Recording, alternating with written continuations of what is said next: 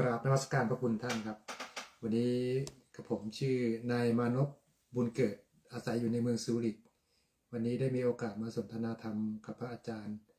ได้รู้จักพระอาจารย์โดยบังเอิญจาก Facebook นะครับที่เพื่อนเขาลงเฟซไว้สนทนาธรรมกับญาติโยมเพื่อนทางตัวกับผมเองก็มีความสนใจในด้านธรรมะปฏิบัติแล้วก็ธรรมะทั่วๆไปก็พอดีเพื่อนอีกท่านหนึ่งนะครับโยมรายงานตัวพนมมือขึ้นชื่ออะไรยกมือไหว้แล้วรายงานตัวนมัสการค่ะท่านดิฉันชื่อรีเรียกนามสกุลเรียกนะมาอยู่ที่นี่หลายปีแล้วยังหลายปีแล้วค่ะก็พักอยู่ในเมืองซูริกอยู่ในเมืองซูริกค่ะเมืองซูริกนี่มันก็ยังเป็นหมู่บ้านมีชื่ออื่นอีกใช่ไหมมีมันเป็นจังหวัดนะครับซูริกนี่เป็นจังหวัดเป็นเมืองเศรษฐกิจมันก็ไกลนั้นลงเรือบินแล้วมาไกลน่าดูกันใช่ครับเป็นเมืองใหญ่ครับเมื่อวานก็2 ชั่วโมงจากนี้ไปเนี่ยครับทีนี้เบื้องต้นก็แนะนำตัวเองซะก่อนโยมยังไม่รู้จักอาตมาชื่อด็อกเตอร์พระมหาจัญญาสุทธิยาโนบ้านเดิมอยู่อำเภอหลังสวนจังหวัดชุมพรบวชเมื่ออายุ13 ปี2515แล้วก็ศึกษาเล่าเรียนทางโลกทางธรรมก็ปริญญาธรรม7 ประโยคนักธรรมชั้นเอกจากกันก็ขณะนั้นไม่ได้ไปโรงเรียนตามวิทยาลัยก็เรียนแบบโบราณแล้วว่าเรียนสอบเทียบครูถ้าเขาไปโรงเรียนเช่นวิทยาลัยครูต่างๆก็จะเรียนปกส.ต้น2 ปีปกส.สูง2 ปีที่ถ้าเราบวชเราได้สอนนักธรรมก็เขาให้มีการสอบเทียบพกส.ก็ไปสอบทางจังหวัดชุดละ20 บาทเราก็สมัครสอบ5 ชุดก็จบปกส.อีก4 ชุดก็จบพม.ก็เทียบเท่ากับว่าเรียนในคอลเลจ4 ปีเราก็สอบตามที่เป็นความสามารถก็จบพม.เสร็จก็มาเรียนมหาวิทยาลัยมหาจุฬาลงกรณราชวิทยาลัยที่กรุงเทพมหานครก็เรียนปี 3 ปี 4ก็เรียนครุศาสตร์บัณฑิตพุทธศาสตร์ก็สอนธรรมะตามโรงเรียนเด็กต่างๆช่วงอยู่วัดชลประทานก็สอนที่โรงเรียนเบญจมราชานุสรณ์จังหวัดนนทบุรีเคยสอนที่โรงเรียนสตรีนนท์โรงเรียนกุณฑีรุตารามวิทยาคมโรงเรียนสตรีวิทย์จากนั้นก็เนื่องจากทางมจร.สมัยนั้นก็ขาดอาจารย์สอนด้านรัฐศาสตร์คือจะต้องไปจ้างอาจารย์ธรรมศาสตร์มาสอนพระวิชาเบื้องต้นอาตมาก็เลยไปเรียนที่อินเดียก็ต่อโทรัฐศาสตร์เอกรัฐศาสตร์ก็จบภายใน4 ปีโท2เอก2ก็กลับมาก็ประจำการสอนรัฐศาสตร์เบื้องต้นอยู่ปี 2 ปีที่นั่นแล้วก็ลาออกมาทำหน้าที่ผลิตพระเรียกว่าธรรมทายาทโดยหลวงพ่อปัญญานันทะเป็นประธานอาตมาเป็นเลขาในปีนั้นก็สลับกันไปจากนั้นก็มาอยู่ที่จังหวัดเชียงใหม่รวม10 ปีตั้ง2532ที่นั่นก็จัดค่ายคุณธรรมเยาวชนเด็กชั้นมัธยมก่อนจะเรียนสมัยนั้นก็รัฐบาลบูมด้านศีลธรรมสูงอาตมาก็จัดค่ายคุณธรรมเด็กเป็นหมื่นผ่านไปสัก50,000 คนคงจะได้ไปนอนวัดศุกร์เสาร์อาทิตย์แล้วก็จัดบรรยายธรรมจัดเดินจงกรมทำสมาธิให้เด็กวัยรุ่น จากนั้นก็ หลวงพ่อปัญญาก็ส่งมาอยู่อังกฤษช่วงหนึ่งมากับท่าน ที่วัดอมรวดี วัดหลวงพ่อชา ปี 2002 พอดีทางแคลิฟอร์เนีย เขาก็เลยมีปัญหาเรื่องวัดตอนหลวงพ่อก็ให้อาตมาไปอยู่ที่นั่น นี่พอเราไปอยู่ที่วัดแห่งใหม่ว่างๆโล่งๆก็เลย จัดระบบให้เป็นวัดพุทธศาสนา ที่สอนเฉพาะพุทธ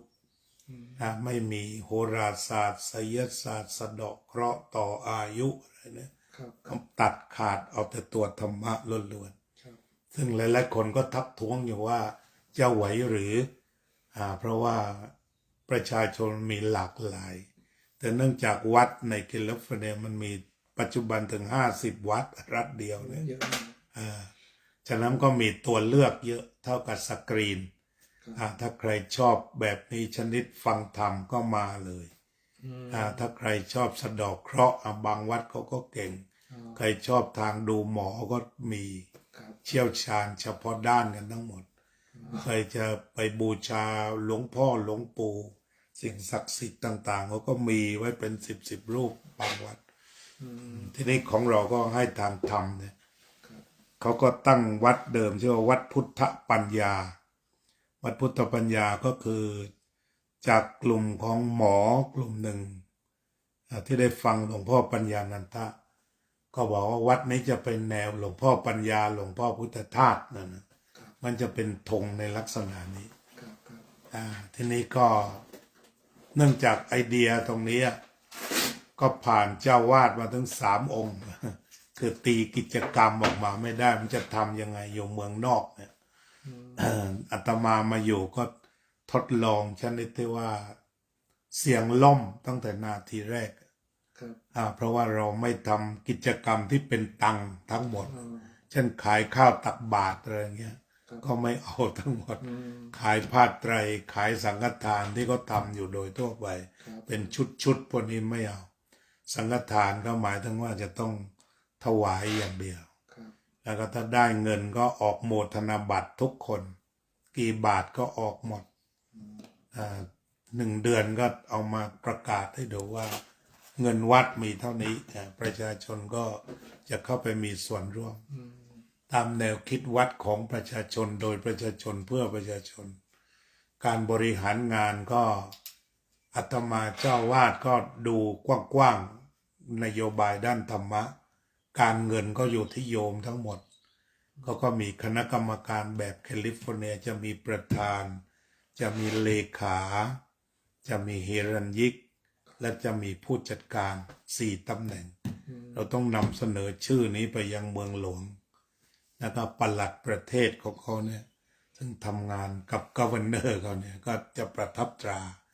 รองรับคณะกรรมการชุดนี้ไปที่ในวัดเราก็เขียนบายลอเองก็เรียกว่าเป็นธรรมนูญวัด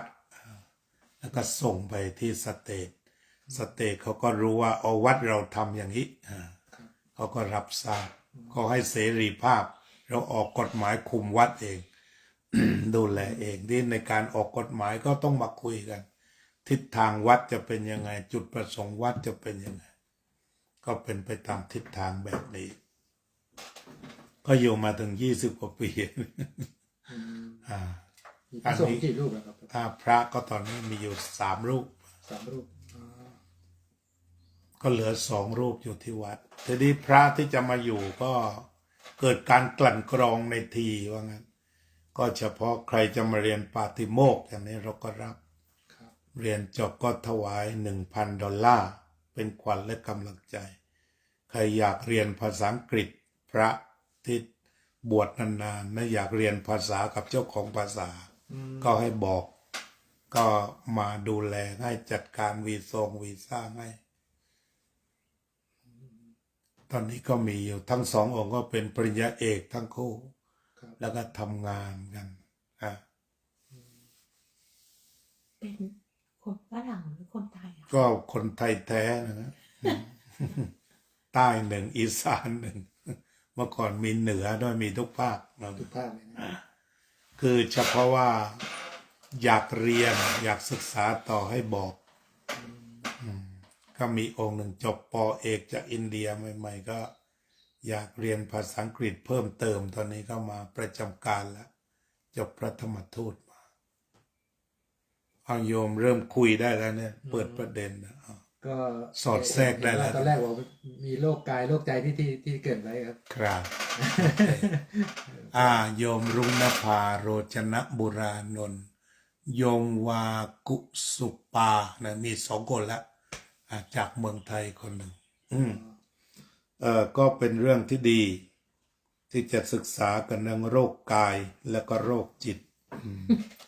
ถ้าพูดถึงในพระไตรปิฎกเนี่ยพระพุทธเจ้าก็ได้ตรัสเอาไว้ว่ามีโรค2 โรคโรคกายกับโรคจิตโรคกายก็คือความเจ็บปวดความอะไรในส่วนกายส่วนโรคจิตเช่นว่าความซึมเศร้าเซ็งเสียอกเสียใจพวกนี้เป็นโรคจิตในทางพุทธศาสนาเรียกว่าโรคจิตทั้งหมดทีนี้คำว่าโรคแปลว่าแทงอะไรที่มันมาแทงกายเรียกว่าโรคกายอะไรมาแทงใจเรียกว่าโรคใจต้องรู้ก่อนว่ามันแทงคือทำให้เจ็บว่างั้นอันนี้เป็นรากธรรมเลยแทงคือมันทำให้เจ็บเช่นว่าโยมเป็นสิวนี่ใช่ไหมบางทีเจ็บมันแทงขึ้นมาหนุ่มๆก็บีขึ้นมาฝีอย่างนี้ถ้าใครเคยเป็นเห็นว่ามันแทงเจ็บขณะเดียวกันถ้าโรคใจเช่นโยมเจอคนที่ไม่ถูกใจแต่ว่าจะต้องไปนั่งรถด้วยกันเนี่ยรู้สึกมันแทงแปลบใช่ไหม เกลียดสุดขีดแต่ว่าได้ที่นั่งเดียวกันเนี่ยใช่ไหมแปลบไปตลอดทางนั่งพยายามเบ้ออะไรใช่ โรคจิตเกิดแล้วเนี่ยทางพุทธนะทางธรรมะทางพุทธแต่โรคจิตเกิดแล้วจะเรียกว่าโรคใจก็ได้นี่จะเป็นแบบนี้หรือว่าพอลูกหลานไม่เชื่อฟังตอบสวนกลับมาบ้างเนี่ยโรคเกิดทันทีเสียใจหรือว่าแฟนบอกว่าไม่รักแล้วก็เสียใจไปแล้วอันนี้ใจเกิดขึ้นหรือว่ามาบอกว่ารักมากเนี่ยก็โรคเกิดอีกรับตอบดีใจเกินไปนี่โรคทั้งนั้นแต่มันต้องมีปกติคือไม่เป็นโรคที่พระพุทธเจ้าตรัสว่าให้ถอนอภิชฌาและโทมนัสที่เราเรียนสติปัฏฐาน4เรียนไปเรียนมาต้องถอน2 ตัวนี้ไงคือหายโรคที่โรคที่มีอยู่ก็คือมีความพอใจกับไม่พอใจนี่โรคอย่างหนักที่มันจับหัวใจอยู่เนี่ยมันมีแค่นี้ทำให้คนฆ่าคนเข้าคุกก็ได้แต่ว่าเกิดสงครามก็ได้สงครามยูเครนสงครามรัสเซียก็มา2 ตัวนี้เลยพวกเป็นโรคทั้งคู่เลยโรคไม่พอใจโรคไม่พอใจก็1 โรคทีนี้นอนไม่หลับไปเห็นกระเป๋าหลุยเข้ามาสวยรุ่นล่าสุดลดราคา1/2ก็นอนไม่หลับอีกทีนี้อันนี้ก็เป็นโรคเป็นโรคทีนี้โรคมันเกิดตอนไหนก็มาทางตาหูจมูกลิ้นกายใจก็มา6 ทางนี้หรือบางทีหลับตาไปแล้วแต่ว่าย้อนนึกถึงอดีตเดี๋ยวก็เป็นโรคขึ้นมาได้เสียใจโรคอดีตเสียใจตอนนั้นไม่น่าจะทำอย่างนั้นอะไรถูกต้องค่ะก็โรคใจก็มาไปอันนี้คือโรคกายกับโรคจิตตามหลักพุทธพจน์ ทีนี้หลวงพ่อพุทธทาสถ้าก็มีหนังสือเล่มหนึ่งเรียกว่าแก่นพุทธศาสตร์ท่านแบ่งให้ชัดเป็น3ไปใช่ตามโรงพยาบาลที่มีอยู่คือว่าโรคกายแล้วก็โรคจิตแล้วก็โรควิญญาณโดยใช้ภาษาอังกฤษเข้ามาช่วยจะได้ชัดเจนหมายความว่าใช้ภาษาอังกฤษว่า physical disease โรคกาย mental disease โรคสมองแบบฝรั่งเรียกโรคจิตที่โยมว่าโรงพยาบาลโรคจิตคือ mental เนี่ยถ้าต่อไป spiritual disease โรควิญญาณนี่วัดช่วยได้พระธรรมช่วยได้สมมติว่าโยมอกหักเนี่ยกินยาหายไหมยาแก้อกหักไม่หายแต่บางทีมาเดินจงกรมสัก2 วันอาจจะหายก็ได้อาตมาเคยเจอ ก็ที่เล่าให้โยมฟังเมื่อวานว่ามีเด็กคนหนึ่งมันเป็นเด็กกำลังหนุ่มเป็นผู้จัดการบริษัทซอสอะไรอยู่ๆก็ไปหลงรักผู้หญิงแบบเต็มแล้วก็ทุ่มหมดเงินทองต่างๆทุ่มเท ไปอย่างหนักในที่สุดวันหนึ่งก็จะมารู้พวกเดียวสาวเขาก็ไปมีแฟนอื่นไปแล้วทั้งที่อยู่มาด้วยกันหลายปีพอเป็นอย่างนั้นก็เรียกว่าความรักมากแบบไม่ได้ตั้งใจเอาแต่ทำงานอ่ะก็ถึงกับเหมือนกับล้มป่วยกินไม่ได้กินได้นิดนอนสมมันบอกไม่ถูกอ่ะนั่นเนี่ยคือโรควิญญาณเนี่ย spiritual disease เนี่ยแม่ทำกับข้าวอร่อยแค่ไหนก็กินไม่ลงสุดท้ายก็นอนสมอยู่งั้นทีนี้แม่ก็เป็นโรคมะเร็งกำลังจะผ่าตัดทีนี้ก็เลยพระอาจารย์ไปก็พอพูดอังกฤษก็เขาได้ แม่เลยเขาบอกว่าให้บวชเนนให้หน่อยได้ไหมกันนะให้บวชเพราะว่าแม่จะเข้าผ่าตัดใหญ่มะเร็งลำไส้ไม่รู้เป็นตายร้ายดีขนาดไหนยังไงทีนี้เขาเองก็นอนสมมานานก็กัดฟันทำแบบวันที่บวชก็หน้ายังบ่นก็ไม่ค่อยเต็มใจไม่อยากทำอะไรพอถึงไอ้โรคใจโรคนี้นะโรคใจไม่ไหวนะก็ทำไปอย่างนั้นนะที่เราก็จะมาสอนแบบโยมนี่ก็ไม่ได้ใจมันปิดแบบฟ้าปิดมันปิดมันอยู่กับความกลุ้มทีนี้พระที่วัดมันมีที่ใหญ่เนี่ยที่เป็น40 กว่าเอเคอร์ฉะนั้นใบไม้มันร่วงเยอะพระทุกองค์ทั้งก็เป่าใบไม้กันเขาก็นั่งดูแล้วก็วันหนึ่งเขาลุกขึ้นว่าผมช่วยเป่าด้วยลุกขึ้นมาแล้วเราก็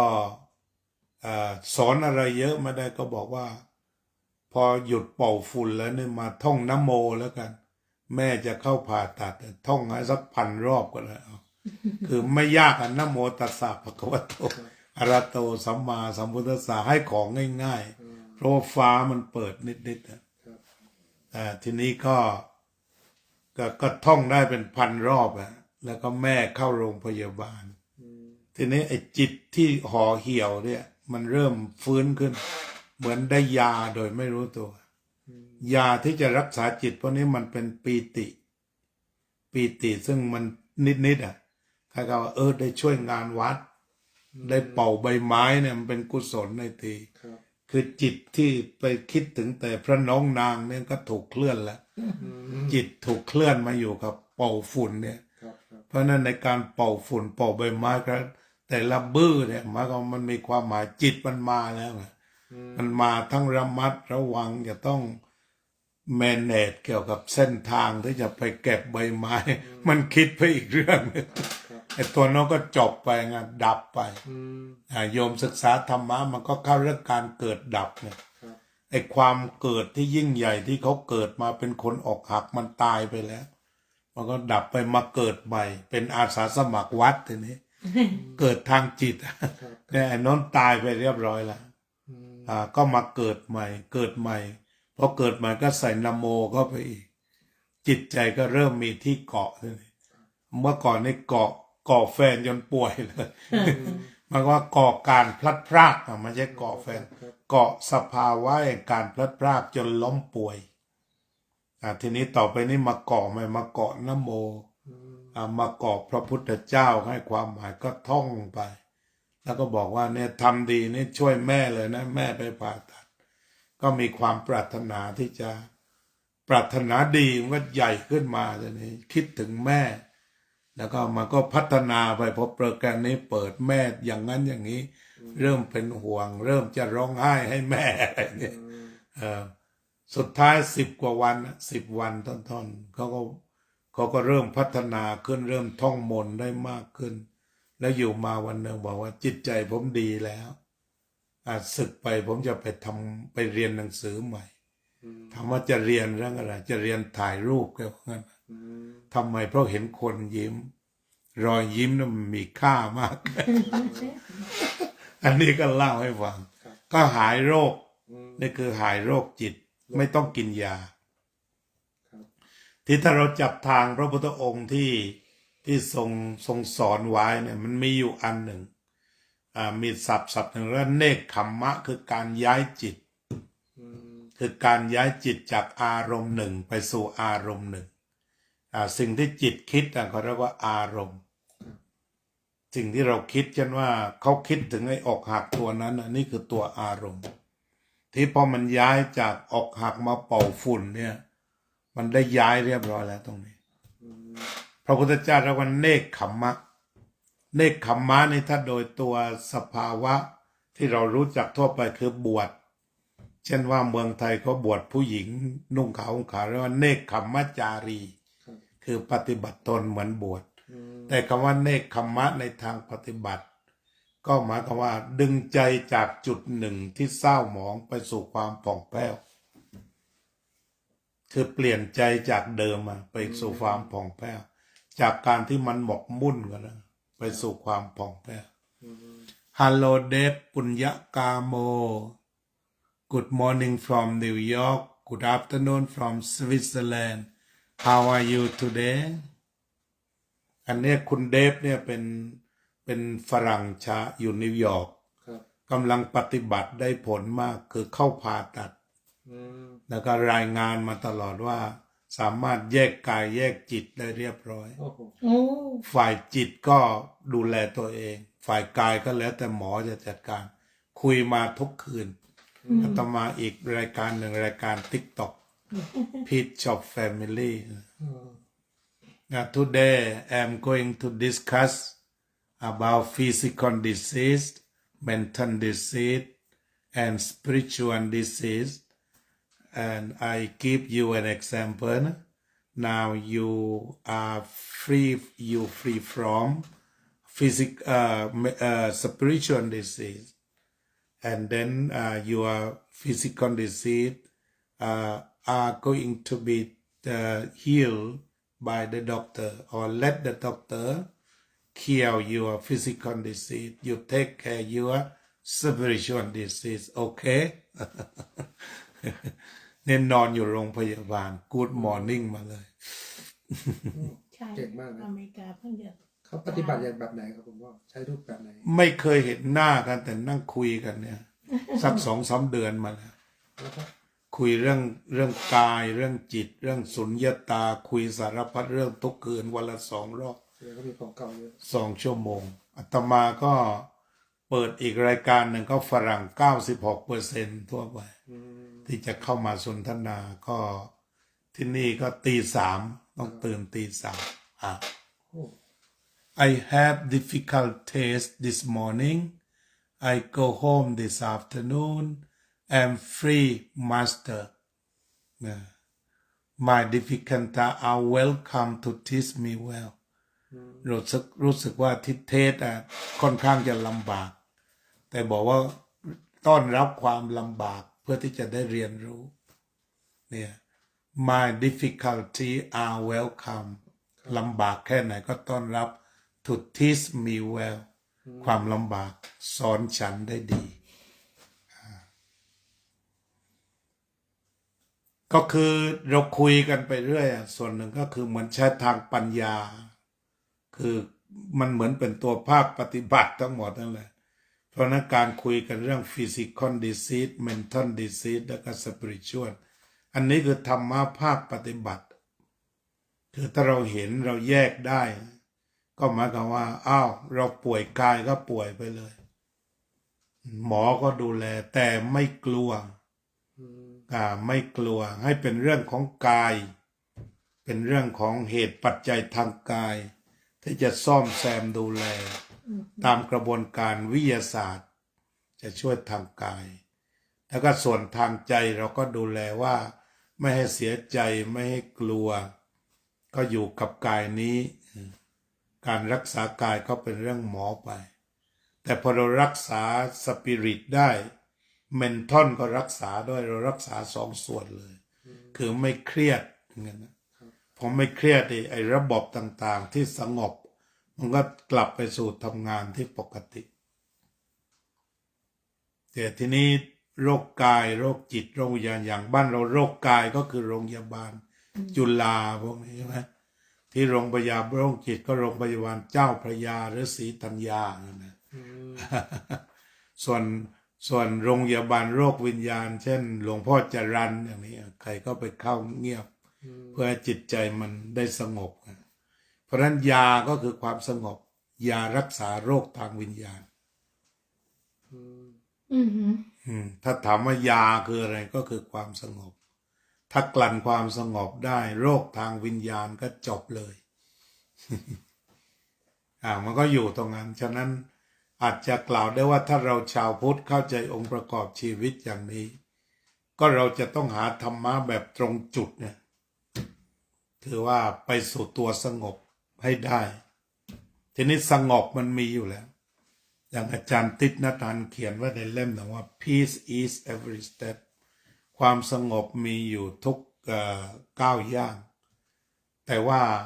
ความไม่สงบก็มีมาบ้างนะเพราะฉะนั้นชีวิตส่วนใหญ่คือสงบ แต่ความไม่สงบก็มีมาบ้าง ตามเหตุปัจจัย แต่เราไม่เคยรู้ แต่ถ้าเรารู้เนี่ยเราก็วางสติ ไว้ที่ตาหูจมูกลิ้นกายใจ คอยเฝ้าดูให้เขาทำหน้าที่ไม่มีไม่เป็นตรงนั้น ก็ทุกครั้งก็จะฟรี from disease ก็จะไม่เป็นโรคในแต่ละครั้ง ฉะนั้นโรคเกิดบ้างหรือว่าไม่เกิดบ้าง มันก็แล้วแต่เหตุปัจจัย ว่ามันเกิดตลอดนะโรคนี้โรคใจเลย มีมาตลอด มันทำได้ก็ดีนะจากนั้น อันนี้ก็แสดงให้เห็นก่อนว่าสภาวะมันเป็นงี้เชิญ ใจเราก็อยากทำบางครั้งเราก็อยากจะเดินทางที่มันถูกต้องจิตใจ แต่บางครั้งมันก็วกวนนะคะวกวน ทางโลก วกมากับที่เดิม คือเราจะเริ่มอย่างเงี้ยคิดต้องไปทางนี้ให้ได้นะสักพักหนึ่งเผลออ้าวกลับมาอีกเนี่ยมันยังเป็นอย่างนี้จิตใจอ่ะมันยังทำอะไรไม่ได้ที่ว่าบอก ทั้งนี้มันเป็นอย่างนี้ก็เรียกว่าทักษะหรือความคุ้นเคยที่เราเคยเป็น แล้วอย่างหนึ่งถ้าพูดเรื่องทุกข์กับไม่ทุกข์เนี่ยมันไม่ได้แยกพระแยกฆราวาสว่ามาถึงขั้นนี้แล้วเนี่ยไม่มีพระไม่มีฆราวาสถือว่าถ้าว่าความกิเลสมันเกิดมันก็ทุกข์เท่านั้นห่วงก็ทุกข์พระห่วงวัดก็ทุกข์แบบพระโยมห่วงครัวก็ทุกข์แบบโยมคือตัวห่วงมันเหมือนกัน ห่วงจีวรเนี่ย ห่วงจีวรใช่ วัติสาใช่ไหมครับ ครับ ห่วงจีวรแล้วก็ต้องเกิดเป็นเลือดระยะหนึ่งเหมือนกันเลนเหมือนกันทีนี้ตรงนี้ถ้ามันเบื้องต้นเราจะต้องกำหนดว่าความสงบเนี่ยมันดี ถ้าเราเห็นว่าถ้าจิตสงบ ทีนี้ระดับใดระดับหนึ่งก็ได้ไม่ใช่ว่าเป็นอรหันต์ทันทีไม่แต่หมายความว่ามันสงบพอที่จะให้ชีวิตมันเป็นไปค่ะต้องการอย่างนั้นให้ทีนี้อาตมาจะยกตัวอย่างง่ายๆว่า ระหว่างวันที่สงบกับไม่สงบวันไหนกินข้าวอร่อยกว่ากันลีนะรู้สึกว่าลีเป็นคนเจริญอาหารนะเอาแต่นี่เคยสังเกตไหมว่าถ้าเรานั่งกลุ้มใจวันหนึ่งกับไม่กลุ้มเนี่ยอันไหนมันจะกินข้าวได้สบายกลุ้มใจลีจะกินมากกว่ากลุ้มใจจะกินได้มากกว่าใช่ค่ะอันนี้ก็แสดงว่าอยู่กับความกลุ้มจนชินแล้วก็เกือบจะไม่ต้องหาความสงบแล้วไม่ต้องหาครับแต่ถ้าว่าจิตปกติเขาจะแยกออกวันไหนกลุ้มนี่มันจะจึกเลยกินข้าวไม่ลงมันเป็นไม่ได้ทีถ้าว่าโยมกลุ้มแล้วยิ่งกินข้าวเนี่ยก็แสดงว่าก็อยู่กับความกลุ้มนี่แหละไปเรื่อยๆเพราะมันไม่เห็นโทษแล้วไงมันไม่เห็นโทษแต่ถ้าสมมติว่าโยมคิดว่าหรือว่านอนอย่างเนี้ยวันไหนกลุ้มใจมันก็นอนไม่หลับถ้าปกติใช่ไหมแต่โยมยิ่งกลุ้มยิ่งหลับใช่ไหมนอนได้ค่ะเพราะฉะนั้นโยมก็มีปริมาณความสงบผสมอยู่เยอะแต่เพียงแต่ว่าแยกไม่ออกแต่ถ้าว่าปริมาณความกลุ้มมันเยอะมันจะนอนไม่หลับเลยแบบที่ถึงกับกินยานอนหลับกันต้องบีบประสาทแต่ว่าโยมไม่เกิดอาการแบบนั้นก็ชื่อว่าวิญญาณดีสปิริตชวลดีแล้วเมนทัลก็ดีก็เป็นคนที่ไม่มีปัญหาแต่ว่าก็ขอชี้กันแล้วกันว่าโยมมีความสงบอยู่จำนวนหนึ่ง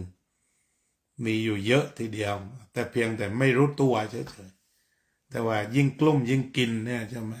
ในช่วงที่กินเนี่ยมันจะสงบเลยมันเลิกกลุ้มชั่วคราวใช่ไหมกินข้าวก่อนจิตมันจะรับรู้ทีละลมทีละอารมณ์ไงทีละคำ ทีละคำเกิดดับเกิดดับเกิดดับฉะนั้นในช่วงตัวเนี้ยของโยมไม่มีความทุกข์มาแทรกแซงเพราะนั้นช่องสงบของโยมมีเยอะสุญญตามีเยอะอยู่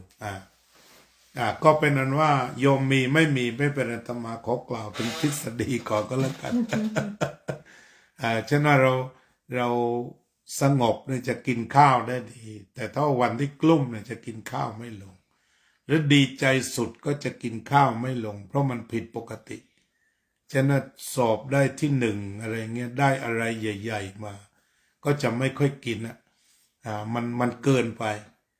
มันก็คือไม่สงบเหมือนกันคือถ้าโพสิทีฟมากก็ไม่สงบเนกาทีฟมากก็ไม่สงบจึงมิดเดิลเวย์เนี่ยจิตที่เป็นกลางและมีปัญญากับสติมันจึงจะสงบปกติคือทั้งซ้ายก็นอนไม่หลับขวาก็นอนไม่หลับสภาวะตัวนี้เรียกว่ามันไม่ปกติหรือว่าเป็นโรคแล้วก็ได้แต่ทีนี้ถึงที่เยียวยาคือถ้ามันกลับมาสงบความปกติมันก็มีนี่ขับรถอย่างนี้จิตใจสบายไม่วิตกก็ไปได้ดีเห็นหมดทุกอย่างแต่บางคนก็เหม่อลอยเพราะว่าไปคิดถึงอดีตคิดถึงสิ่งที่ผ่านมากวนใจอับโครมเราเป็นบางครั้งก็เป็นค่ะอันนี้ก็คือไม่สงบเราก็เช็คดูว่ามันไม่สงบตอนไหนทีนี้เนี่ยถ้าแบบนี้ขับรถถ้าสงบมีความสุขมีความสุขขับเหนื่อยก็เข้าปั๊มหรือข้างถนนแล้วแต่ที่จะปลอดภัยก็หลับซะเป็นแล้วก็เดินทางต่อไปใช่ดีเป็นอย่างนั้นแหละถ้ามันง่วงนอนเราทนไม่ได้เราก็พักหนึ่งมันก็จะสบายทีนี้ถ้าเราเข้าใจเป้าหมายชีวิตถูกเราก็หาความสงบว่ามันเป็นรากฐานที่สำคัญที่สุดของชีวิตคือหมายความว่าอาชีพก็ทำไปทุกอย่างนะมีทรัพย์สินสมบัติเท่าไหร่แต่ว่า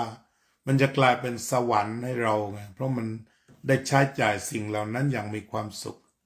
อย่างที่พระพุทธเจ้าพูดถึงสุขของคฤหัสถ์หนึ่งสุขเกิดจากการได้ทำงานที่ไม่มีโทษสองสุขเกิดจากการมีทรัพย์สามสุขเกิดจากใช้จ่ายทรัพย์สี่สุขเกิดจากการไม่มีหนี้สุขทั้งสี่ประการของคฤหัสถ์ก็คือถ้าทำงานไม่มีโทษก็คือไม่ต้องกลัวตำรวจจับทำไปก็สุขไปแล้วแต่งานอะไรก็ได้แล้วต่อไปก็มีทรัพย์ก็คือความรู้สึกของโยมว่าค่าตอบแทนดีใช่ไหมมันก็รู้สึกเป็นสุขเหมือนกันรู้สึกคุ้มเขาจ่ายคุ้มอะไรทำนองนี้ก็ถือว่าเป็นสุขแล้วก็สุขเกิดจากการใช้จ่ายทรัพย์ไปเห็นข้าวน่ากินไปเห็นขนมไทยๆร้านนี้ก็มีตังค์ซื้อมันก็เป็นสุขแต่ว่าเห็นแล้วไม่มีตังค์ซื้อก็ไม่สุข อย่างเนี้ยสุขเกิดจากการใช้จ่ายทรัพย์เพื่อบำรุงร่างกายสุขจากการไม่มีหนี้ก็ทำชีวิตได้พ้นไปจากหนี้มันหมดกังวลอันนี้ก็ส่วนหนึ่งที่พระพุทธองค์ตรัสไว้ก็มาอยู่ที่ความสงบเพราะนั้นเรื่องของการทำสมาธิเรื่องของการเจริญสติก็พัฒนากายกับใจอยู่ด้วยกันไม่ให้อยู่ต่างกันฉะนั้นสามโรคโยมเข้าใจแล้วยังตอนนี้โรคกายโรคสมองโรควิญญาณเนี่ยเข้าใจที่โรคสมองมันก็มีเช่นปวดหัวนี่บางคนเป็นบ่อยมีอะไรนิดอากาศเปลี่ยนอะไรก็ปวดแล้วอันเนี้ยเมนทัลเกี่ยวกับเมนทัลเป็นซิสเต็มเป็นระบบกายเราเนี่ยแพ้เวลาขึ้นมาขึ้นสูงไอ้ดอกนั่นมันก็เราก็แพ้ใช่ไหมตาคันจมูกอะไรอันนี้โรคกายนี่โรคกายมันแพ้ไงแพ้อากาศแบบดอกไม้เกสรอะไรทีนี้มันมีอยู่คำหนึ่งพุทธศาสนาเรียกว่าเหตุปัจจัยเหตุปัจจัยตัวนี้ก็สุดแล้วแต่ว่าจะเติมคำลงในช่องว่างโยมแพ้อะไรก็เติมเข้าไปนี่คือเหตุปัจจัยที่ทำให้หน้าของเราบวมอย่างอาตมาฉันกุ้งไม่ได้อย่างเงี้ย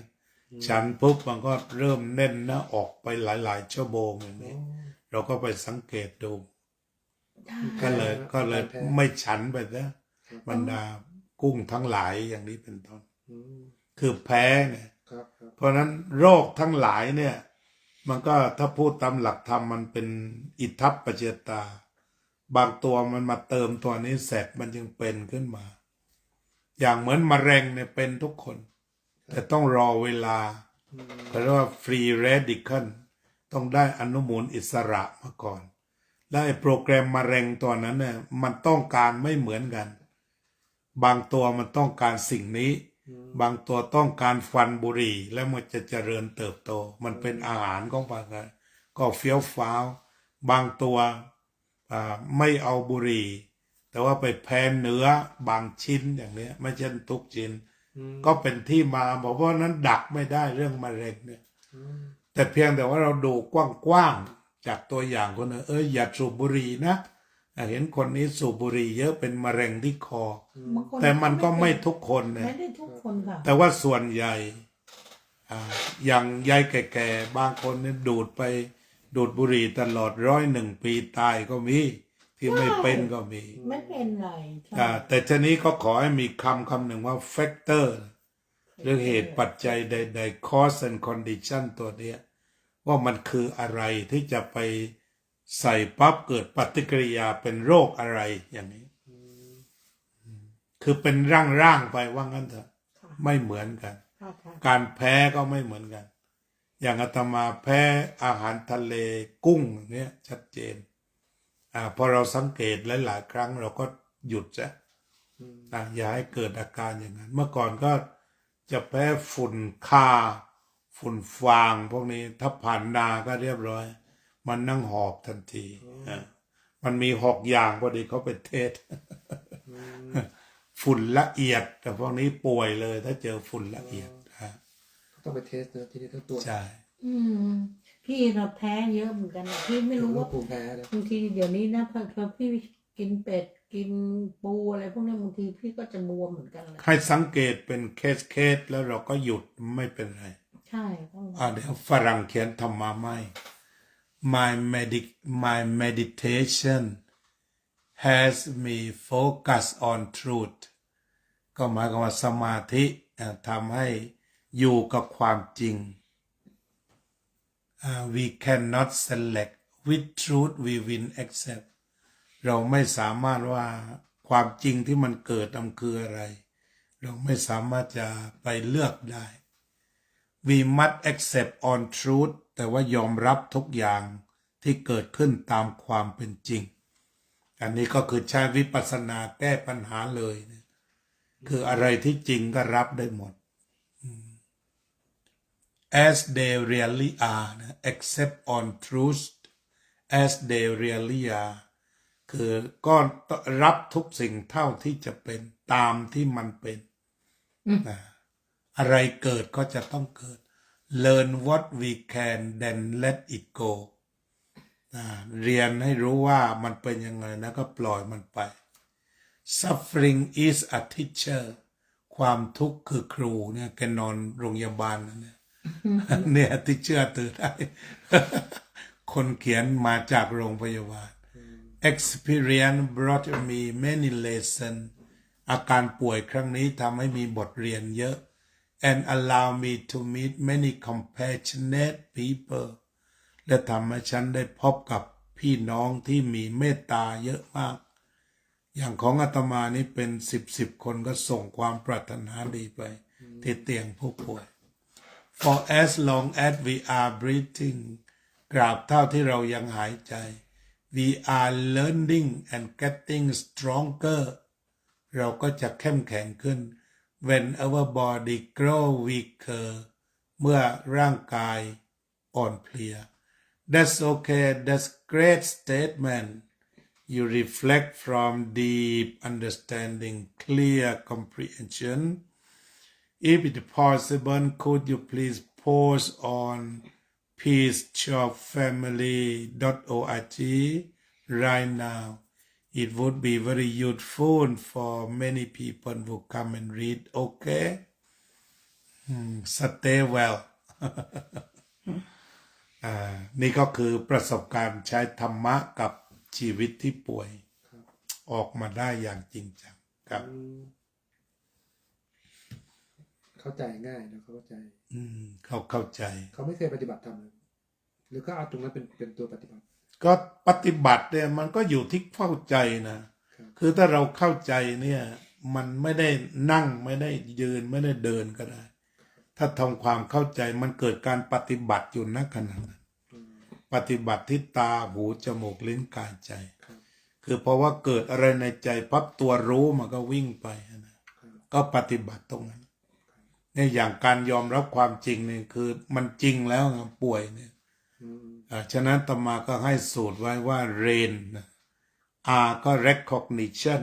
ยอมรับทุกอย่างที่มันเกิด A ก็ acceptance ก็ยอมรับ อืม I ก็ investigation พิจารณา แล้วก็ M ก็N ก็ non attachment ก็ let go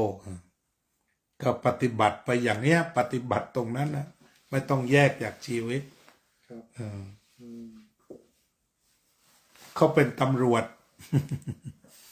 เขาเป็นตำรวจสหรัฐนะ แล้วเขาป่วย ค่ะเขาป่วย อ่า ให้ลูกสาว คอยอยู่ เขียนไปบอกลูก ต่อจะต้องไปแล้ว ไม่ยังไม่ไปค่ะ เอาโยมมีเปิดประเด็นอะไรต่อไหมมาถึงจุดนี้ โรคกายโรคจิตโรควิญญาณเนี่ยคุณแม่มีอะไรจะเสริมไหมเชิญ อันที่จริงเลยก็ไม่มีอะไรนะ คิดว่าลีปัญหาก็คือจิตใจที่ไม่ค่อยจะสงบ มันมีเรื่องที่ต้องคิด ต้องทำพยายามหลายครั้ง ที่จะตัดบางสิ่งบางอย่างที่คิดว่าทำให้เราไม่สบายใจ แต่มันก็ยังทำไม่ได้ ทีนี้เราก็ต้องดูว่าอย่างนี้ก็ทำทุกอย่างนั่นแหละ ที่พูดแต่ไม่ได้บอกว่าหยุดกินข้าวหรือว่าหยุดไปทำงาน ไม่ค่ะ หยุดไปแบงค์ ไม่ แต่หมายถึงว่าคำว่าหยุดตรงนี้เนี่ย คือมันไม่ได้มีสิ่งที่มันบีบรั้นหัวใจ อืม มา แต่ว่างานก็ปกติก็ทำในปัจจุบัน คือมีสติแล้วก็หยุดเห็นแก่ตัว หยุดโลภหยุดห่วง หยุดใยแต่อยู่กับสติ อยู่กับสัมปชัญญะที่กำลังทำงานนะเช่นกำลังหั่นผักไปผัดอย่างเนี้ยก็อยู่กับหั่นผักแล้วอยู่กับผัดโดยไม่ต้องคิดว่ามันจะกินได้หรือเปล่ากูทำอย่างนี้อะไรเนี่ยถ้าคิดแบบนี้แทรกเข้ามามันจะทุกข์แต่ถ้ามันบอกว่าหั่นผักใส่เกลือใส่น้ำปลาไปตามปกติคือนี่คือตัวการของสติมันเดินไงแต่นี้พอโยมถูกแทรกว่าไอ้ลูกคนเล็กมันก็ไม่ก็กินตัวนี้มันมาแล้วนะเพราะฉะนั้นตัวที่สต็อปไม่ใช่สต็อปหุงข้าวหรือสต็อปอยู่ที่บ้านแต่สต็อปพอยซันความคิดบางอย่างที่ท็อกซินไปสต็อปตรงนั้นเฉยๆการฝึกสต็อปตรงนั้นอย่างเหมือนที่โยมเดฟท่านป่วยอย่างเงี้ยก็เหมือนกันก็คือรักษาแต่ไปสต็อปความกังวลว่าตอนนี้ฉันป่วยฉันจะอยู่กับความป่วยให้ดีที่สุดอย่างนั้นคือตั้งใจป่วยคือทำเป็นเรื่องไปแยกทำเป็นเรื่องไปไม่ทำทุกเรื่องทำเฉพาะขณะที่เป็นปัจจุบันแล้วตัวที่มันมาแทรกให้มันไม่สงบคือมันมีอยู่5 ตัวแค่นั้นแหละที่ตัวแทรกไม่สงบ1รักเกิน2เกลียดเกิน3ซึมเศร้าแซง4ความฟุ้งซ่าน5ความสับสนมีอยู่5 ตัวเพราะฉะนั้น5 ตัวนี้โยมก็ไปดูรายละเอียดว่าไอ้ที่ทำให้โยมไม่สงบที่โยมพูดมาออกจากปากเนี่ยมันคือตระกูลไหนตระกูลรักตระกูลชังตระกูลฟุ้งตระกูลแซงหรือสับสนมันมี5 ตระกูลที่ถ้าเกิดโยมพบได้มันอยู่ในตระกูลไหนก็จัดการตระกูลนั้นไปเหตุมันอยู่แค่นั้นเองไม่หนีตัวเนี้ย ถ้ายกตัวอย่างเหตุการณ์ที่มันเป็นจริงก็อยู่5 ตัวเนี่ยโยมอาจจะลองเลือกตัวที่ไม่เป็นอันตรายต่อโยมแล้วก็ต่อคนอื่น ที่ง่ายๆมาสักตัวก็ได้ มีทุกตัวแล้ว มีทุกตัวแล้ว ยังมีทุกตัวไง ก็พิจารณาแค่นี้แหละ ค่ะ ที่ถ้าตัวนี้มันเบาก็คือเบาไม่ใช่ละบ้านหรือว่าขายรถไปให้หมดทุกคันไปรถเมล์ดีกว่า ก็คือสุดแต่เหตุปัจจัย เพราะนั้นสิ่งนั้นมันไม่ได้ทุกข์เลยถ้าว่าไม่ไปยึดถือไม่ไปรักจนเกินไปเช่นว่าโยมมีรถ3 คันอย่างเงี้ยถ้าโยมไม่รักมันสักคันแต่ว่าเอาไว้ขี่ก็จบไม่ทุกข์แต่ถ้าโยมรักเหลือเกินคันเนี้ยหลานไปแตะก็รู้สึกอย่าแตะนะเดี๋ยวมันจะเป็นอย่างเงี้ยถ้าอาการแบบนี้คืออาการทุกข์ แต่เรื่องแบบนี้ไม่ค่ะ นี่ยกตัวอย่างให้ฟังรถมาก็ไม่รู้เอาตัวอย่างอะไรไม่รู้จักโยมไงก็สมมุติไปไม่มีก็ไม่มีถ้ามีก็นั่นแหละมาเขาไปรักอะไรมันก็ทุกเรื่องนั้นไงรักแล้วหวงแล้วห่วงเอาโยมมีหมาเอาสมมุติไงสมมุติดิไม่มีก็ปฏิเสธไปมีหมาตัวหนึ่งแล้วใครชอบเล่นหมาแต่เราหวงหมาอย่ายุ่งหมาฉันอย่ามายุ่งนะหรือแม้แต่แก้วกินน้ำบางคนอย่าแตะนะแก้วฉันอย่างเงี้ย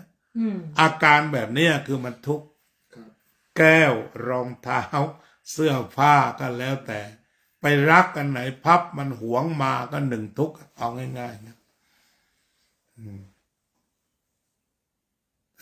ก็ให้หลักไปดูเอา ว่าแต่ว่าเหตุจับเหตุได้ตัวว่ามันอยู่ตรงนี้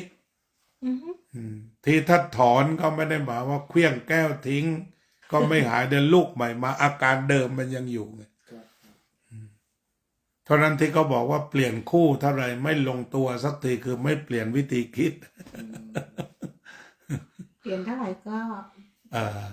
เพราะวัตถุมันไปมาใช่ไหม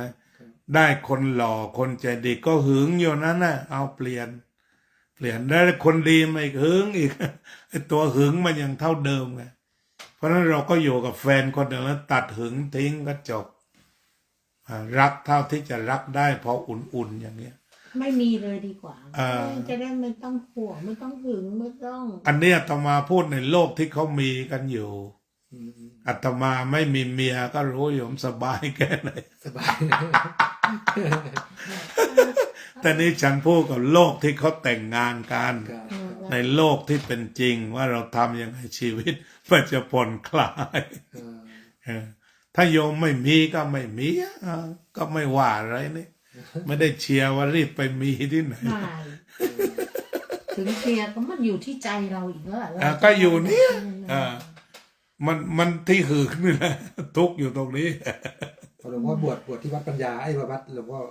อยู่บวชที่วัดขันเงินอำเภอหลังสวนจังหวัดชุมพรก็มาอยู่กับหลวงพ่อปัญญานันทะที่นนทบุรีอายุ13เพราะนั้นโยมก็ไม่ต้องบอกว่าไม่มีดีกว่าก็คืออาตมาไม่มีมาแล้วไง ดีแค่ไหนบวชมา53 ปีใช่ไหมมันต้องดีสิถ้าไม่มีอาตมาก็คอนเฟิร์มอยู่จริงๆสบายแต่นี่อาตมาพูดธรรมะแบบเห็นใจคนนะคือไม่ได้พูดจากเราที่จะต้องไปว่าคนอื่นใช่พูดถึงทั่วไปในมุมใช่ในมุมของคือว่าทำยังไงโยมได้มีเมียมีผัวมีลูกจะให้ความทุกข์มันน้อยจิตใจมันจะพูดตรงนี้ให้เอาธรรมะไปแก้ไขไม่ต้องมีนะไม่ต้องมีพี่บอกเธอแล้วทีนี้แต่ถ้ามีแล้วเนี่ยถ้ามีแล้วก็ต้องทำยังไงจะไม่ทุกข์ตรงนี้แค่นั้นเองทีนี้ก็ไม่เห็นด้วยที่ฟังเทศเสร็จแล้วไปหย่าเย็นนี้ก็ไม่ใช่เลยเนี่ยมันจะเป็นหรือว่าฆ่าทิ้งซะก่อนแล้วมันจะเข้าใจผิดแต่เพียงแต่ว่าเราให้ฆ่าให้ถูกตัวฆ่าตัวหึงทิ้งก็ชีวิตก็ปกติก็ได้ให้ฆ่านามธรรมฆ่าแล้วได้บุญฆ่าแล้วได้กุศลคือฆ่านามธรรมฆ่ากิเลสไม่ใช่ฆ่าคนไม่ได้บอกว่าไม่มีผัวดีกว่าไม่มีเมียงั้นไปหย่าพร้อมกันฟังเทศเสร็จเนี่ยหลวงพ่อบอกมา ไม่ใช่ ก็แสก ไม่ ก็ ใช่ สิแบบนั้น ไม่ใช่ไม่ใช่อันนั้น แต่ ลี หลวง ไม่ได้ผิด หลวงพ่อนี่ก็อยากให้ญาติโยมมีชีวิตเป็นสุขอยู่ในหม้อข้าวหม้อแกงนี่แหละ ลีเนี่ยนะคิดของลีเอง อืม ความรู้สึกของลีที่พูดมามันเป็น อืม ที่แบบว่า มี มี ประสบการณ์ มันไม่ใช่ที่มันเหมือนหลงไหลใฝ่แต่แบบนั้นมันก็ครั้งหนึ่งเราเป็นเด็กวัยรุ่น มันค่อยๆละลายไปทีละนิดหายไปทีละหน่อย เมื่อก่อนเราเป็นเยอะ แต่เดี๋ยวนี้เรารู้สึกมันไม่มีแล้ว ไม่ใช่ไม่มีก็ยังมีนะ แต่ก็ไม่เยอะเหมือนสมัยตอนวัยรุ่น เอาแล้วก็ใส่ธรรมะไปว่าหึงมากทุกข์มากหึงน้อยถึงน้อย ไม่หึงเลย ไม่ทุกข์เลย ใช่ไหมคะม ก็คืออยากให้จับเหตุให้ถูกว่ามันกิเลสที่บีบหัวใจเราทุกวันนี้ มันไม่ใช่คนเลยนะ มันไม่ใช่คน มันไม่ใช่สมบัติ มันไม่ใช่เข้าของอะไร มันเป็นกิเลสเฉย ใช่ ไม่ใช่ของเราเลยทั้งนั้น ๆอืม เป็นภาวะอารมณ์นะ เป็นภาวะ เรียกว่ากิเลส เพราะอารมณ์มันอยู่ที่รูปเสียงกลิ่นรสปุถะพะ อือฮึ แต่มันอยู่คือว่ามันไปปรุงอะไรก็เกิดเวทนาว่างั้นนะเกิดเวทนาคือพอใจกับไม่พอใจให้จับหัวสองตัวเนี้ยเหตุทั้งหมดเลย พอใจไม่พอใจสองตัวนี้แหละให้จับหลักให้มั่น ความหลงพอใจหลงไม่พอใจ พอใจก็ดิ่งไปทางหนึ่งไม่พอใจก็ดิ่งไปทางหนึ่งเนี่ยฉะนั้นสติปัฏฐานสี่ที่พระพุทธเจ้าแสดงสั้นๆก็ดียาวๆก็ดี สุดท้ายก็บอกว่าถอนความพอใจ และไม่พอใจในโลกออกเสียได้ มีสติมีสัมปชัญญะ ถอนความพอใจและความไม่พอใจในโลกออกเสียได้ มีสติก็ระลึกรู้สัมปชัญญะก็รู้ตัวทั่วถึงเสมอแล้วก็ถอนความพอใจ และความไม่พอใจ นี่ก็เป็นที่มาของมาปฏิบัติธรรมทีนี้สมาธิเนี่ยมันก็มีสองแบบ นั่นคือมาเข้าคอร์สเหมือนเข้าค่ายมวยค่ายฟุตบอลเก็บตัว แต่ซึ่งมีความจำเป็นที่จะต้องผนึกพลังสงบและพลังรู้แล้วก็ชีวิตประจำวันคือออกไปใช้ ออกไปท่องยุทธจักร ฝึกแล้วสอบได้สอบตกเราก็จะเห็นเลย วันนี้สอบตกวันนี้สอบได้เนี่ยถ้าเราได้มาฝึก ฝึกเข้าคอร์สเพราะนั้นมันก็มีสองอย่าง จะว่างไม่ว่างก็ไม่รู้แต่มันมีสองอย่าง คือได้ฝึกแล้วก็ได้เอาไปใช้ลักษณะเป็นอย่างนั้น อืม เขาจึงบอกว่าแบบที่โยมบอกจะหาที่สัก7 วันนี่คือไปฝึกดูใจให้ทะลุทะลวงดูกายดูเวทนา ดูจิตดูธรรมดูทุกตัวนี่ไปฝึก แต่พอออกนอกเราก็ไม่ลืมดู ก็เหมือนเดิมตาหูจมูกลิ้นกายใจ แต่เขาก็ทำมาเยอะนานแล้วนะโก ก็ได้แค่ทำแล้ว ก็ได้ทำนี่มันดีแล้วมันสะสมแล้ว โกทำมา เพราะฉะนั้นพอไปเผชิญกับเหตุเนี่ยจะดีกว่าคนไม่เคยฝึก มันช่วยได้เยอะ ใช่ไหมคะ ครับ แน่นอนเลยล่ะครับ อย่างน้อยก็เป็นแนวคิดอ่ะเป็นแนวคิดพอเรามีปัญหาปุ๊บเราก็จะได้ตรงนี้มันจะ ก็สติมันมามันฝังชิปแล้วไงว่าชิปไม่หายใช่ไหม คิดไม่หาย แต่ถ้านึกไม่ออกก็ชิปหายเพราะเราไม่เคยฝังชิปใช่ไหมแต่ฝังแล้วถ้าหายมันก็โวกไปแล้วก็ดึงชิปกลับมา ก็ชิปไม่หายกับชิปหาย ค่ะ มันก็มีหายบ้างแต่ว่า มันก็มีหายบางครั้ง เพราะฉะนั้นการปฏิบัติธรรมคือการมาฝังชิป ฝังชิปเก็บชิปรักษาชิป เราก็เลยมีประเพณีเพิ่มเติม เช่นอยู่บ้านก่อนนอน ก็ภาวนาสักหน่อยที่เราเคยฝึกยอมฝึกอะไรมาก็เสร็จภารกิจจบสิ้นก่อนลงหมอนก็ฝึกซะเลยกี่นาทีก็ว่าไป ถ้ามันไปได้ดีก็ไปเรื่อยๆตามนั้น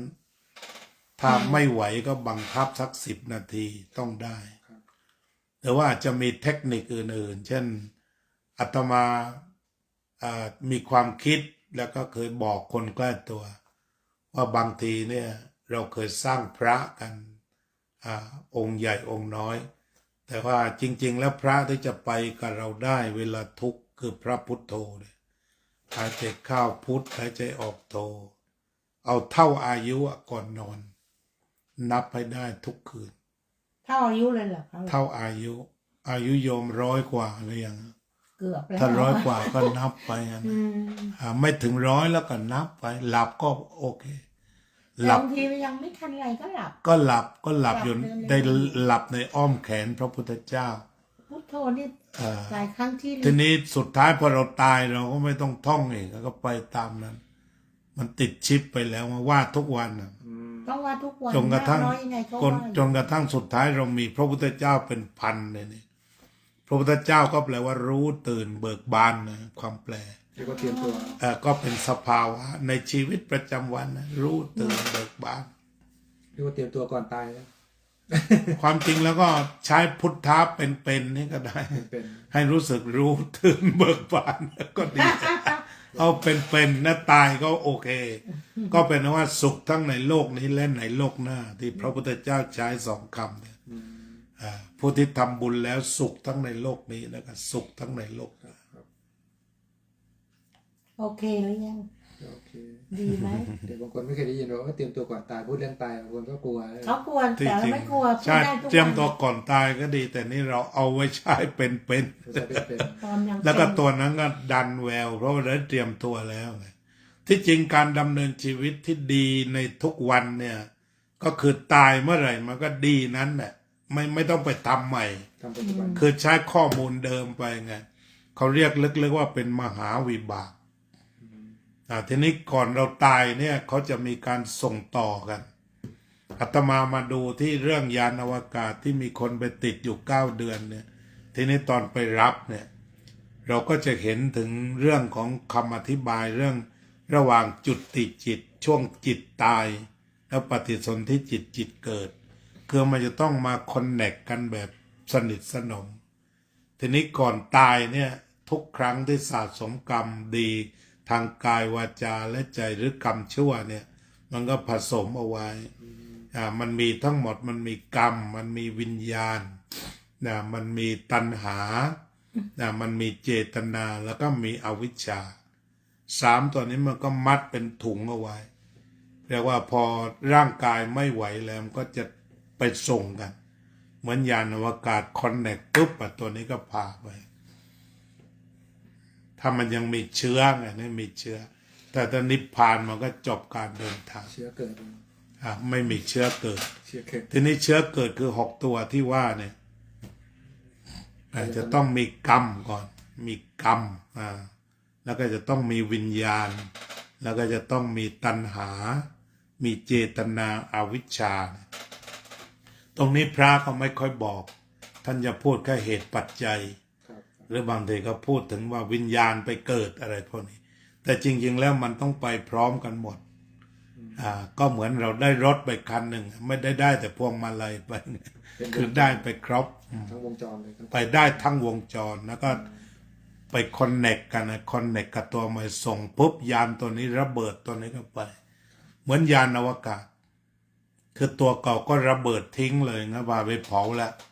แล้วตัวนี้ก็ส่งต่อพับเข้าไป เพราะฉะนั้นที่บอกว่าเกิดมาสะสมกรรมดี ก็คือตัวนี้ก็ต้องระเบิดอยู่ดีในที่สุด ก็เหมือนแนวคิดการยิงจรวดมันต้องระเบิดทิ้งเป็นระยะใช่ไหมการยิงจรวดไปอวกาศกับสวยอากาศเนี่ยจะต้องให้ไฟไหม้เสียตั้งหลายตัว หมดเชื้อแล้วก็ทิ้งสลัด ห ทิ้ ม ง ดเชื้อสลัดทิ้งนั่นแหละ ก็ใช้ไม่ได้แล้วอะ ครับเพราะฉะนั้นไอ้ที่คนเข้าใจที่ว่าเรื่องตายแล้วเกิดก็คือตรงนี้ไอ้เครื่องเก่าใช้ไม่ได้ก็ต้องสลัดทิ้งแต่ว่าส่งห่อผ้าตัวนี้ทันหรือส่งกัดสวย ส่งต่อ ให้ยานต่อไป ยานต่อไปก็จะพาไปตามข้อมูลข้างในที่คีย์เอาไว้ ไว้ คุณจะไปเกิดที่ไหนข้อมูลพวกนี้จะพาไปเอง อยู่ที่นั่นเลย ยิ่งกว่าคอมพิวเตอร์จิตเนี่ย ว่าคอมพิวเตอร์ก็เกิดที่หลังจิตนะ ก็จะมากับจิตนะ นั่นแหละ ก็เหมือนที่เล่าเรื่องพระที่ว่านะพระที่ว่าท่านเสียชีวิตและคิดถึงจีวรนะใช่ไหมก็ไม่ได้ไปสวรรค์ท่านเกิดทันทีเหมือนกันแต่ว่า จิตมันหมกมุ่นเกินนะก็ ห่วงจีวร ก็กลายเป็นเกิดเป็นเลนไป ชื่อพระอะไรนะครับ จำชื่อไม่ได้ แต่เป็นพระรูปหนึ่ง สมัยพุทธกาลนะ สมัยพุทธกาล อืม คือหมายความว่าท่านไปฉันอาหารบ้านพี่สาว พี่สาวก็คิดถึงน้องชาย เลยทำจีวรสวยแบบจีวรไหม ตั้งแต่ท่านเห็นเพราะว่าสมัยก่อนหาจีวรยาก ทีนี้กาจะได้ผืนเต็มๆนั้นยากมาก พี่สาวนั่งทำเป็นเดือนๆจะถวายได้บุญอย่างแรงพระองค์นี้พอจับปุ๊บท่านก็ว่าจะเริ่มใช้วันพรุ่งนี้ห่มจีวรไปบิณฑบาตผืนสวยสักทีว่างั้น ก็นอนคิดอยู่ท่านตายกลางคืนทีนี้ ตาย ท่านก็เสียชีวิตก่อนสว่าง ก่อนจะได้ห่ม โอ้โห จีวรผืนนั้นอย่างนั้น ทีนี้ก็ตามหลักพระพุทธองค์ก็อยู่ระยะหนึ่งก็เผาศพให้เรียบร้อย ทีนี้ก็สมบัติที่เกิดขึ้นแก่สงฆ์เนี่ยจะต้องแบ่งไงฉะนั้นสมบัติของพระรูปนี้คือจีวร พระบอกว่าแบ่งได้แล้วมันสวยพระก็อยากจะจับฉลากกันเลย ต้องจับฉลากว่าเจอองค์ไหน พระพุทธเจ้าเลยบอกว่ายังเพราะเจ้าของยังอยู่ คือท่านตายเสร็จแล้วเนี่ยด้วยจิตที่ท่านหวงจีวรแล้วเกิดเป็นตัวเลนน่ะ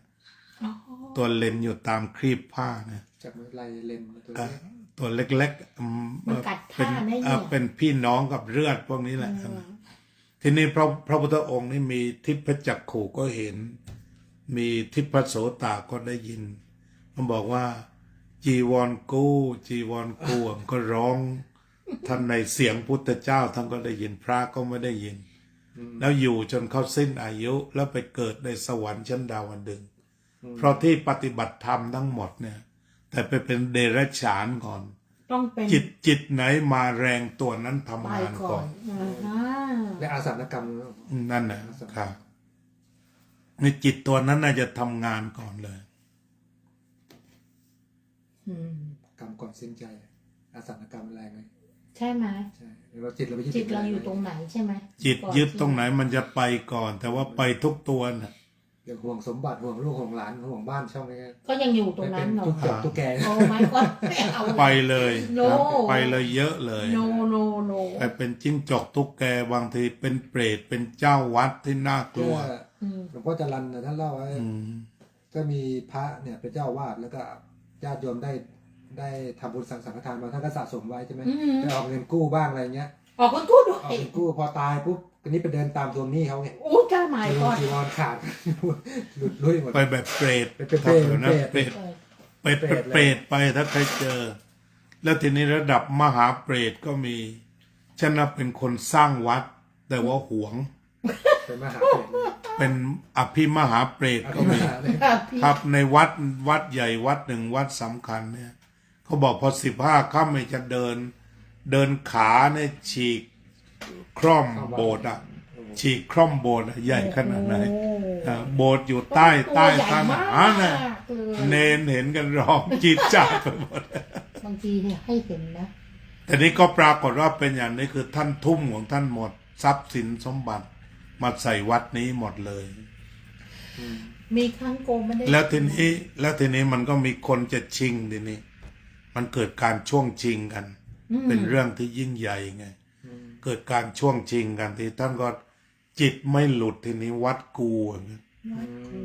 วัดของกู ขนาดทำความดีขนาดนี้ ความ ต้องฟัง อันนี้เนี่ยตัวนี้แต่ว่าทำดีแต่ถ้าติดจะมีปัญหาหมดไง เพราะว่า โยมมีแฟนได้ มีแฟน แต่ถ้าหึงขึ้นมาเมื่อไหร่ก็ปัญหาก็เกิดแบบนั้นเพราะฉะนั้นโยมมหาเปรตคนนี้เขาดีหมดแหละเสียสละทรัพย์สิน ทุกอย่าง ขายบ้านมาทำหัวใจ100%แต่พอดีมันมีญาติมาจุกจิกคืออาการหวงมันเกิด ก็เลยต้องไปเป็นเปรต หวงเป็นมหาเลยมันตัวใหญ่ มา แล้วก็มีเห็นกันมาหลายคนเล่าต่อกัน เจอไหม จริงนะโก ก็ ที่ไหนอะ มีลูกศิษย์หลวงพ่อจรัญใช่ไหมเป็นครูนี่แหละมีเป็นแฟนกันนะคือสามีเนี่ยตั้งใจจะมาปฏิบัติธรรมที่วัดใช่ไหม แล้วก็วันนั้นรู้สึกไปธุระอะไรกับแฟนเนี่ยแหละรถเดินรถมอเตอร์ไซค์เนี่ยขับรถไวใช่ปะเราไปเกิดอุบัติเหตุเสียชีวิต ปรากฏว่าวิญญาณของผู้ชายเนี่ยชื่อนายวิโรจน์ที่ผมจำได้นะมารายงานตัว พระเห็นกันหมดทั้งวัดทั้งญาติโยมทั้งพระเห็นหม แต่ ด ตายแล้ว จะมาเข้ากรรมฐาน มาเข้ากรรมฐานมาเข้ากรรมฐาน ดีมาก เนี่ยเขาเรียกว่าจิตก่อนสิ้นใจอะ แต่เขาก็คงไปขึ้นสวรรค์แล้ว ใช่ จิตมันอยู่แต่อย่างนั้นอย่างเดียวแล้วไปเลย ไปสวรรค์ได้เลยตรงนี้ อืม อยู่ที่จิต ใช่ ฉะนั้นก็พระพุทธเจ้าตรัสไว้อีกอะเมื่อจิตเศร้าหมองทุกขติเป็นอันหวัง ทุกขติก็คือไปนรกอสุรกายเปรตพวกนี้ แต่ถ้าจิตมันบริสุทธิ์ก็คือสุขคติ ฉะนั้นวิธีการที่เราจะบังคับญาณตรงเนี้ยมันก็ต้องฝึกภาวนาค่อนข้างเข้มข้น เพราะว่าเรากำลังจะไปดีไงมันจะเลือกได้เลย ใช่ เอาแต่สิ่งทีนี้ก็บอกให้ทำกุศลเอาไว้ให้ภาพมันติดเช่นว่าเรานั่งสมาธิทุกวันเคยบำเพ็ญทานทุกวันนั่งนับลมหายใจ นั่งนับพุทธะทุกวันได้เป็นหมื่นองค์เลยจิตก็ฟิวไปเลยเบาเลย อืม เพราะมันอยู่ตรงนี้อาตมาก็เคยมีประสบการณ์โยมคนหนึ่งสมัยไปอยู่ชิคาโกก็เลยมาปฏิบัติธรรมทุกวันเป็นเวลาถึง2 ปีคือนั่งสมาธิกันวันละชั่วโมงก่อนถวายเพลมาถึงก็เอากันเลย9 โมงถึง10 โมงแล้วก็ไปเตรียมเพลแต่ว่าเขาก็ผ่านมะเร็งระยะ4มาก่อน แล้วก็หลุดออกมาแล้วก็หายแล้วก็มากินผักลวกกันนะอาตมาก็ผ่ามะเร็งไปเหมือนกัน ก็กินผักลวกด้วยกัน แต่ว่าทำสมาธิด้วยกัน อืม อยู่ไปสัก2 ปีมันกลับมาแรงทีนี้ ถึงเราจะกินผักลวกตลอดก็ตาม ถึงเวลาที่มันจะมารับเราไปอะโยมก็หายไปนะถามไปถามมาอ้าวไปอยู่ในโรงพยาบาลก็ไปเยี่ยมกัน ก็เป็นอยู่10 กว่าวันนะที่ไปอยู่ก่อนเสียแกก็ผ่องใสขึ้นเรื่อยนะแล้วก็วันสุดท้ายก่อนจะตายตี 2 ตี 1เนี่ยช่วงสักทุ่มเนี่ยตมาไปเยี่ยมก็ยิ้มสวยบอกหลวงพ่อนะโยมก็จะเป็นนั่งสมาธิกับหลวงพ่ออีกแล้วเพราะหมอใช้ออกไม่กี่วัน อ้าว ทีนี้ฉันก็บอกว่าโยมอยู่ไหนก็อย่าลืมพุทโธนะก็บอกว่าอย่างนี้ก็ประมาณตี 1หรือตี 2เนี่ยเสียเลย แต่ว่ามันจะกลับมาผุดพองอีกครั้งหนึ่งพูดมันจะออกจากโรงพยาบาล ใช่แต่วันนี้คือเตรียมอย่างดีแล้วไง2 ปีล่วงหน้า ใช่เนาะ คือตกลงว่าเป็นอยู่ก็เป็นสุข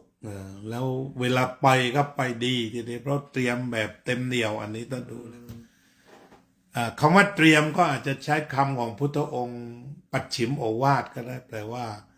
สังขารทั้งหลายมีความเสื่อมไปเป็นธรรมดาท่านทั้งหลายจงยังความไม่ประมาทให้ถึงพร้อมเถิดอายังตถาคตสสะปัจฉิมาวาจานี่คือวาจามีในครั้งสุดท้ายของพระตถาคตเจ้าฉะนั้นการมีชีวิตอยู่อย่างไม่ประมาทหรือว่าเจริญสติเนี่ยเราสามารถเก็บเล็กผสมน้อยได้ก็มีนักเจริญสติเขาวันนี้เขาทำงานเป็นข้าราชการระดับสูงแต่ว่าเขาก็ได้ฝึกสติมาตั้งแต่ยังหนุ่มเช่นยกตัวอย่างจะต้องไปเข้าห้องน้ำ10 นาทีเนี่ยในช่วงนั้นก็จะไปล้างหน้าล้างตาแล้วหามุมที่นั่งได้5 นาทีนั่งสมาธิ5 นาทีแม้แต่ช่วงไปล้างหน้าไปห้องน้ำเดี๋ยวเนี่ยเขาล้างมือล้างหน้ากันนั่งสมาธิเนี่ยว่างั้นนี่คือการเก็บ หรือว่าบางทีทำงานเสร็จที่โต๊ะพิมพ์อะไรเสร็จก็ช่วงส่งงานจะว่างสัก20-30 นาทีก็นั่งเลยนั่งครึ่งนอนนะแต่ว่าภายในก็เจริญไปเนี่ยสุดท้ายพอเขาเกษียณก็บวชยาวเลย ดีนะ ที โกเนอะ ทีนี้ที่อาตมาเอาตัวอย่างนี้เพราะว่าคือชีวิตจริงของคฤหัสถ์ที่ทำงานแต่ว่าเรายังหาช่องที่จะเติมกุศลให้กับชีวิตที่ว่าชอบตัวอย่างแบบนี้มากเลยชีวิตคฤหัสถ์มันงานหนักมันบีซี่ถูกต้องแต่ แต่ว่าเราต้องหา empty ในระหว่าง busy นั้นบ้าง มันทำยากเลยพ่อ ครับทำยากอยู่แต่ว่าถ้ามันมีช่องก็เอาซะหน่อย ครับ สติมันไม่พอ ใช่ มันต้อง ที่ก็เหมือนอาจารย์ชาท่านสวนฝรั่งไง ครับ ก็ท่านไปสอนที่แคนาดา อืม ที่ฝรั่งทั้งหลายก็พูดว่ามันไม่ว่างอะชีวิตของคฤหัสถ์มันยุ่งจริง ๆ หลวงพ่อก็เล่าหลวงพ่อเลยถามคำว่าคุณยังหายใจไหม อืม ก็หายใจสิเขาก็ทำงานไม่หายใจก็ตายนั่นแหละ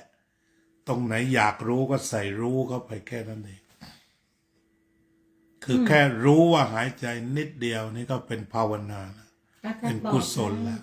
เหมือนหลวงพ่ออะไรที่พี่ชอบฟังนะท่านก็พูดแบบเนี้ยฟัง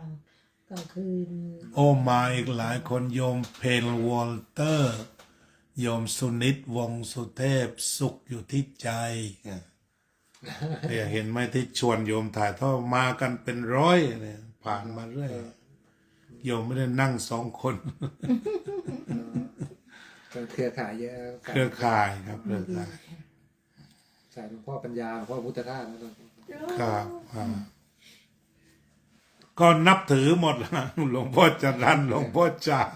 หลวงพ่อทูลได้หมดละ ได้หมด คือของดีเนี่ยคือไม่ได้แยกสายเอาเป็นเอาตายกันขนาดนั้น อยาก อ่า สนใจอะไรนะเว ตาย ลา ตาย ปฏิบัติธรรมหรือว่าอย่างก่อนนอน มันมีของดีหมดทุกอาจารย์นะจับให้ได้ ครับ จับให้ได้ อย่างเหมือนของหลวงปู่มั่นเนี่ยก็เป็นปรมาจารย์ด้านพุทโธเนี่ย คือพุทโธมันจะได้2 อย่างขึ้น1เป็นเครื่องจับใจ แล้วก็2ได้ระลึกถึงองค์พระสัมมาสัมพุทธเจ้ามันได้ดับเบิลอาตมาเลยมีกลอน พุทเข้าโทออก พุทเข้าโทออก สติคอยบอกว่ารู้ตื่นเบิกบาน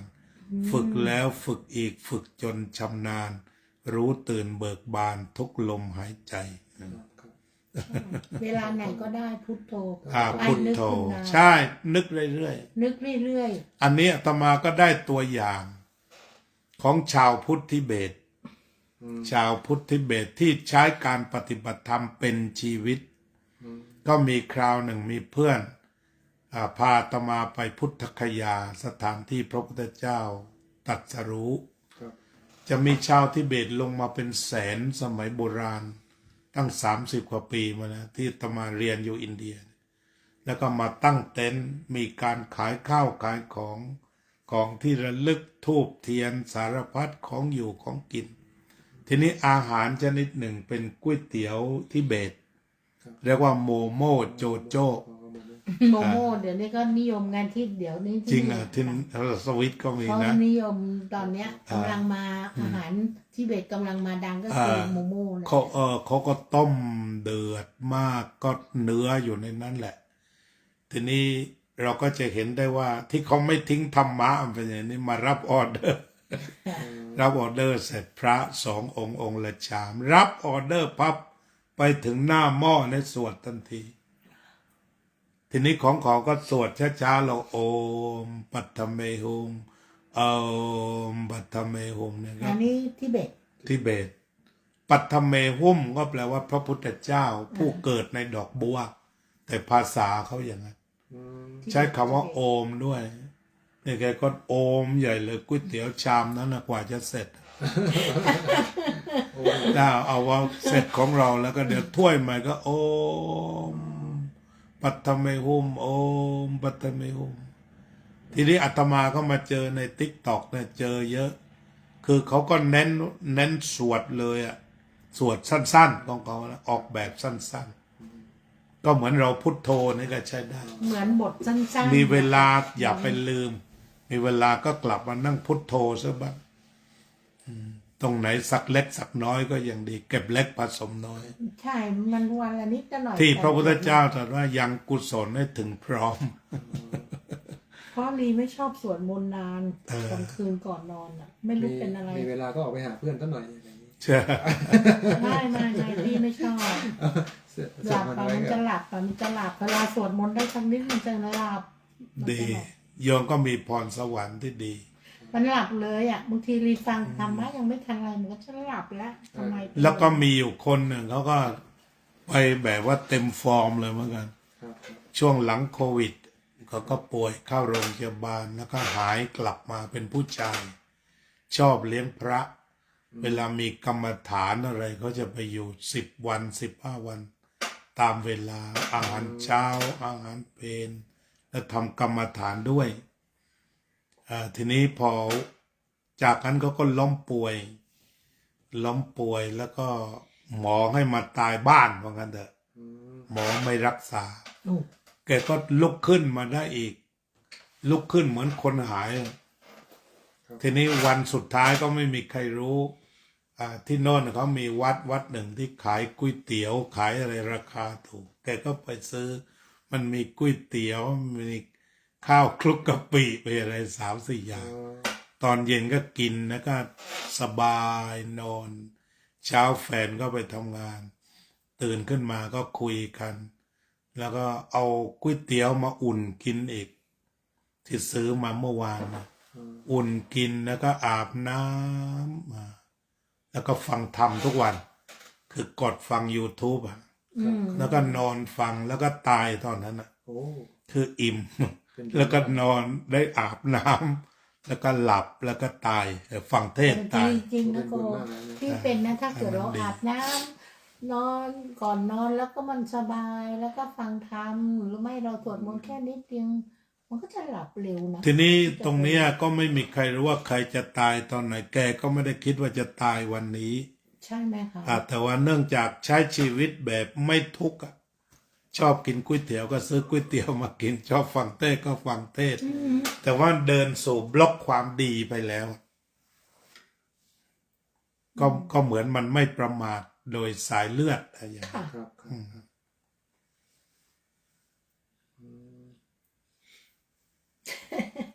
ชอบแล้วสิถูกใจ ก็ถูกใจนะอิ่มอกอิ่มใจก็ได้ ได้มาโกเขาชอบแบบนี้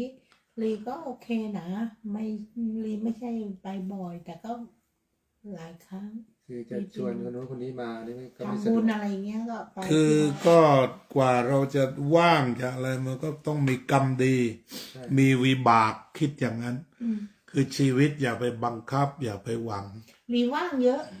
ลีเกษียณ ถ้ามัน แล้วลี ถ้ามัน ก็ มีวิบากในชีวิต ให้ทำโน้นทำนี้เราก็ทำก็ไปทางที่ดีนั่นแหละ